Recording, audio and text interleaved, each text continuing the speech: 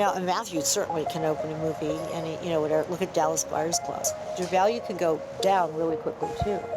Depending on what, like who's fallen, which Hollywood actors or actresses have. Can you? You know who they are.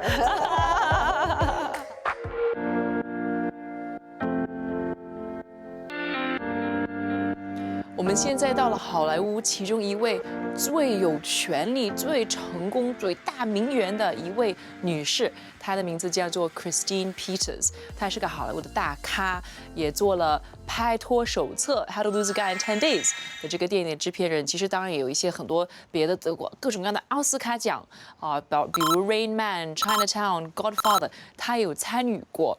那她呢就特别支持女性，然后呢，我们也想听听她在好莱坞的故事，她是怎么从搬到好莱坞就拿这个行李箱到今天，所有的明星、所有的大导演、所有的制片人都会来拜访她，到她的家。我们现在就进去看一看她的家。她跟她2个美女女儿，诶。看到她了，她们都是金发蓝眼睛。Hey, Christine! I'm so happy you made it. Oh, what a cool space! Oh my goodness, that's right. I forgot you had been here. Yeah. This weather is unbelievable. I know. Oh, this is so not like California. Look at this view. When it's not cloudy, it's gorgeous. You can see all the way downtown, and you can even see the beach, but not right now. Yeah, well, my neighbor's Johnny Depp. No way. Yeah. 过来看看 Johnny Depp 的房子。It's Johnny's house. 这个就是 Johnny 的房子。Wait, so we can access Johnny's house from yeah, here? we're connected. Our properties are connected. 原来 Christine 的家是跟 Johnny Depp 的家联合在一起。Yeah. Oh, my other neighbor here is James Bond. Who's? Oh, James Bond? Timothy Dalton. Yeah. Timothy Dalton 也是大演员，就住这里。Sandra Bullock and Cameron Diaz live right up the street here. Like up the street? Yeah. Not on Lane, but on the avenue. Yeah. 就 Cameron Diaz 跟 Sandra Bullock 原来离这里有500米。Christine, can you tell us about your trajectory from packing a suitcase, moving over to LA, and now being one of the most powerful few women in Hollywood? Well, thank you for acknowledging that. I appreciate it. I don't always feel that powerful because I still have a lot of hurdles that I have to overcome in this business. I didn't come here to be a producer. I was hired to distribute the movies from the American movies to the European market. I started producing. I was at Warner's, I went to Sony, and then I went to Paramount. And that was when I really started to be able to do more of my own stuff, something that was an underserved, the female demographic was an underserved market. And now you have Maman Lane Productions. Yes. I think that's focused on supporting strong female characters. Absolutely, yes. And I just thought if I could take the comedy and, promote women and have women, be in the forefront and not just always the second or third lead, and just have them drive the movie. And, I did well with it, so why not, keep going? In China, we have something called 潜规则，其实就是问他美国有没有潜规则 where, there are a lot of things that kind of hidden subtexts of how people get roles. Okay. And I don't know if that happens in Hollywood, does it? Well, I mean, there's a whole, chapter on that with Harvey Weinstein, but I don't operate in those circles. I'm like, you don't like young girls? Deal. I like young girls. Yeah, really. I mean, you know what? No. And so I don't, there's no real promise. There is only the reality of what the value of the picture is. Because I was doing a movie with Fan Bingbing. Well, I don't think she's doing many movies anymore. Back then, before that happened, we were doing a fashion comedy, and we were all set to go. And then, unfortunately, the Chinese investors fell out because they wanted this for her. And, it all fell apart. I was very sad about it. But that's also because I think in China, actors' compensation is so much more higher than anywhere else in the world. What is the compensation like for a Hollywood actor? It really boils down to box office. Can they open a movie or not? And that's becomes the value. So who can open a movie the best right now? Right now? In Hollywood? Oh my God. The next big one's going to be Quentin Tarantino. I think Matthew can pretty much, and Matthew certainly can open a movie and, whatever. Look at Dallas Buyers Club, Their value can go down really quickly too. Depending on what, like who's fallen, which Hollywood actors or actresses have. Can you? And you know who they are. I'm in the business. I can't really say, but What was it like being married to John Peters, your ex-husband, who was CEO of Sony Pictures? He had the vision to do Batman. That was his drive, his passion. And a lot of people didn't believe in it, because it was an old comic book. A lot of the kids, that read the comic books, they didn't think were still attached to the character. And he said, no, we're going to do Batman. And he pushed really hard, and it became, obviously a huge sensation overnight. And then he did Superman, then he started doing a lot of the action, because once he had infiltrated that market, once he had got his foot in there, he realized there were so many more people and, there were so many more fans that wanted to see these superheroes. And so, as one sentence of what it's like to be a woman in Hollywood, what would you say? It's tough. It's tough. You're dealing with a boys' club, and they are very, they want it their way. So you have to kind of work 10 times harder than anyone else. Oh. Get up here. Get up here. He goes, that's so embarrassing. Okay, sit over here and be quiet. Okay.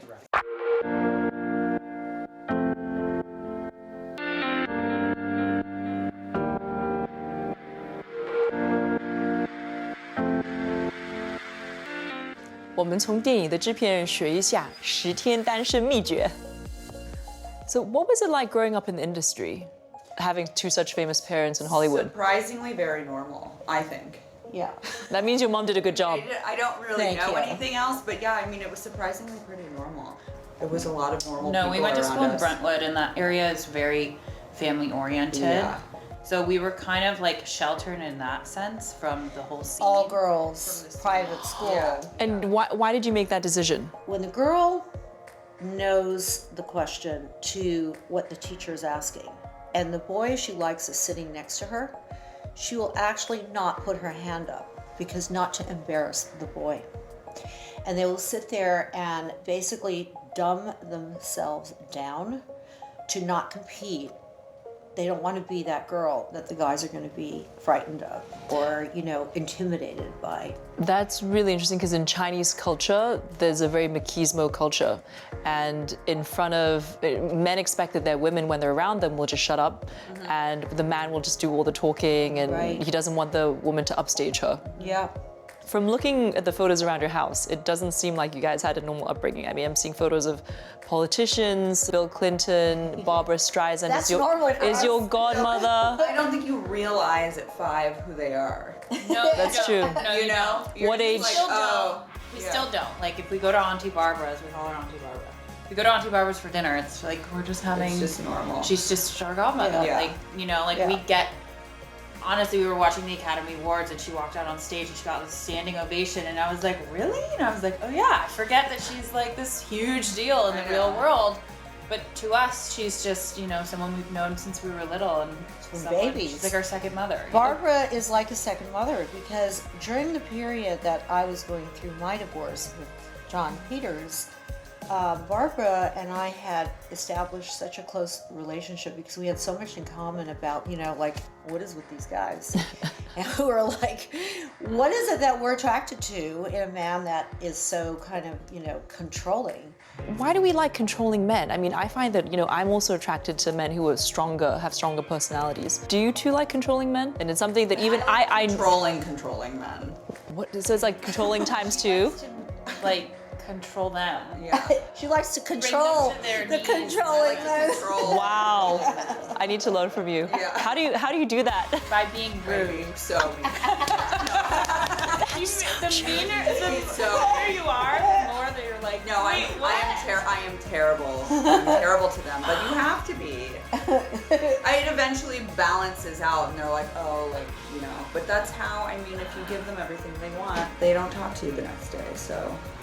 Well, I'll tell you that what happens is the more power they get and the more money they make, the more it goes to the head, and the more then they become, they almost change.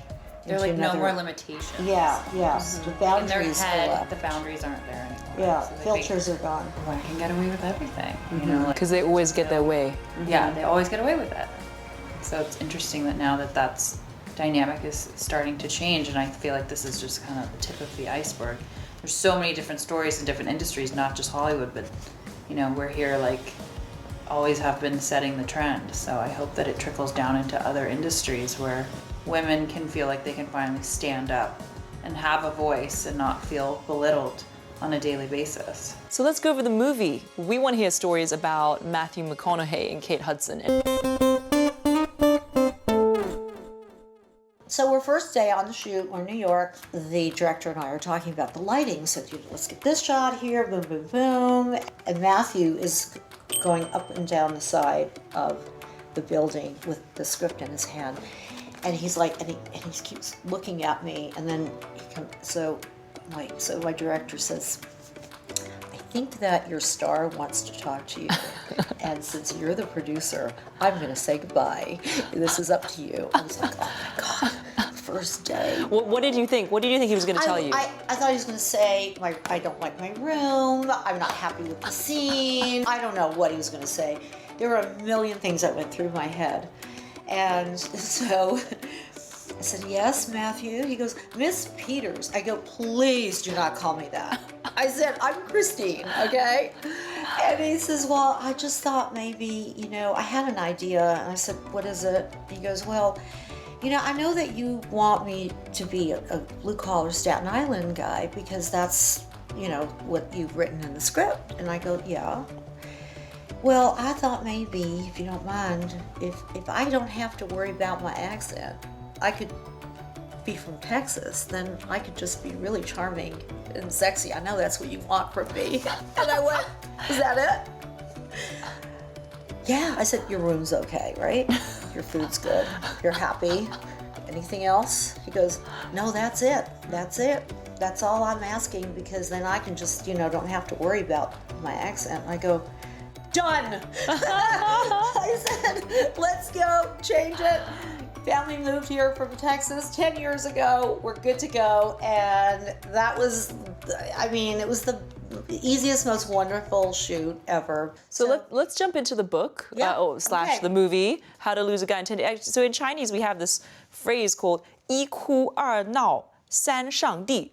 Basically, it's all the things that women try to do to keep a man, but that has the opposite effect. Oh yeah, then run for the hills with that one. 反效果，跟你们说一下。First, day one, you meet him at a party. Then you go home with him and sleep with him. 第一晚上就跟他睡了。 Then, make sure that you talk after sex, like nonstop. 睡了之后不停的说话， And then tell him that he reminds you of your father. 然后告诉他他有点像你老爸。 Then make sure that you call him when you get home, over and over and over. 你自己回到家之后一直打电话给他，不停的打，不停的打，不要留言。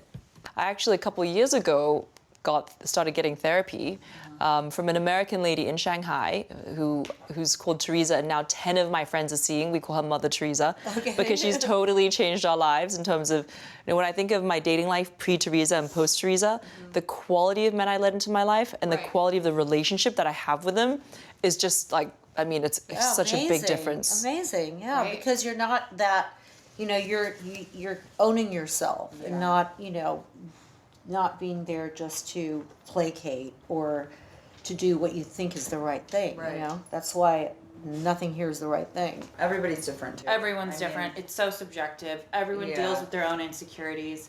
You're gonna have good and bad days and good and bad relationships. Yeah. You know what I mean? You may think you're the most confident person in the world, and the next thing you know, someone's breaking you down.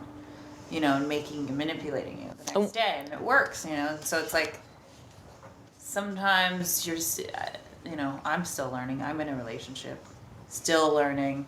You know, it's just a constant battle between the sexes, I feel like. And what do you do to, you know, when was there like a aha moment when you discovered yourself? I mean, I didn't have any particular aha moment. I just had like 3 really bad relationships in a row. And I was like, what's the issue here? And, you know, really the only through line at that point was me. So I was like, obviously I'm not doing something right. Just remember, a healthy relationship is 2 columns that can hold up a roof. If one's leaning on the other, the roof will collapse.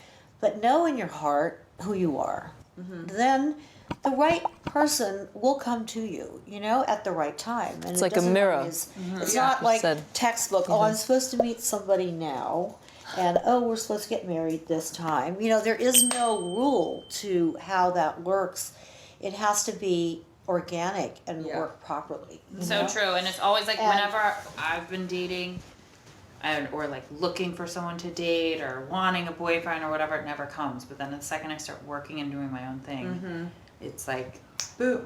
Yeah. But you know what's funny in China? It's like when you're a kid or you're studying, your parents are like, you're not allowed to have a boyfriend. You're not allowed to have a boyfriend. And then as soon as you graduate, the next day, like, why are you not married? Yeah, I know. And there's this running joke that in Chinese New Year, there's actually a service called rent a boyfriend or girlfriend No way. in China, and people will rent someone who they will go home with, because Chinese New Year is when everybody goes back to see their families. Right.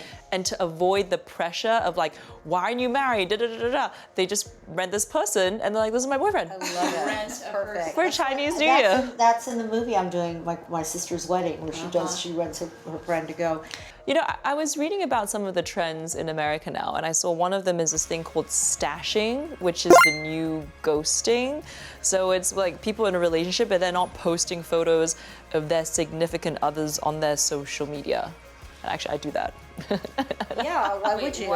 You stay single, and something better may come along. I actually keep the have door friends open. I actually have friends that do that, but they don't. It's not because they want to seem single. It's just because they're like, there are certain parts of my life that I don't need everybody to see, and I think a lot of the issues that I at least have with social media is a lot of what you're seeing on there is just you're projecting that you want people to see that this is what your life is and that you're happy, and it usually isn't that. What about breadcrumbing? Like, yeah, that's kind of a thing in the States now.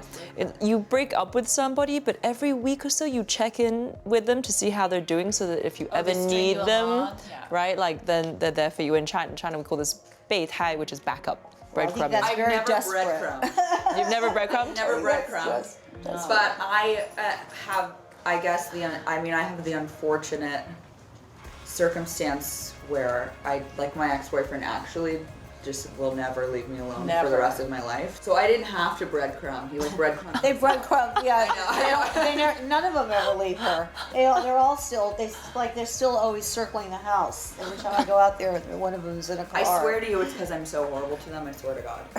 So I swear. Super nice, and they're like, let me run for the hill. I swear to you, I'm like, what am I doing I'm so wrong awful here? to them.